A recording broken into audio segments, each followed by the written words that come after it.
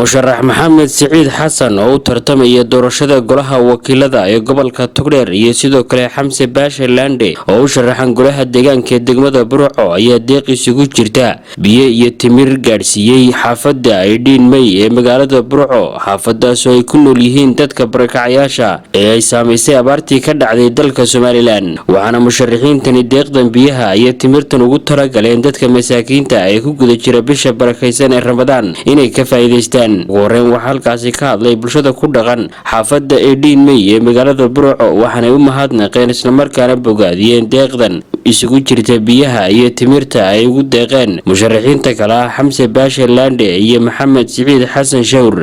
loo kale waan ka gudoominay laba xafiis alaabtood iyo noo keeneen labada xafiis midna halkan baanu ka dhigaynaa kurlibaax midna maloosh waanu ka gudoominay biyihina waanu ka gudoominay markaa waanu la shaqaynaynaa waanu wada shaqaynaynaa iyo timirta afurana way noo keeneen iyo laba xafiis alaabtood timir iyo weel iyo laba xafiis oo alaabtood iyo bood biyaa waanu ka gudoominay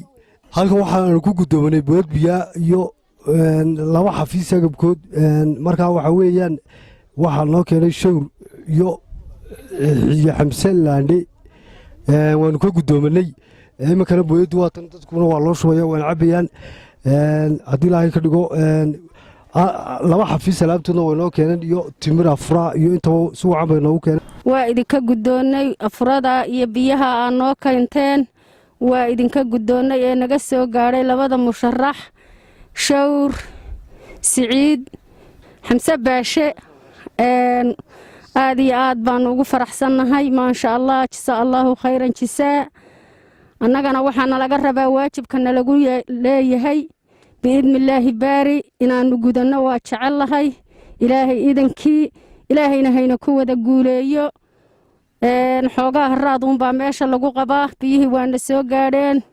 alxamdulilaahi rabbialcaalamiin ilaahay baa mahad leh xafiisyadiina waa naloo furay waanu ku faraxsannahay arrintaa guul baanu ka rajaynay khaliil barra awraan TV-ga qaranka Soomaaliland magaalada Burco.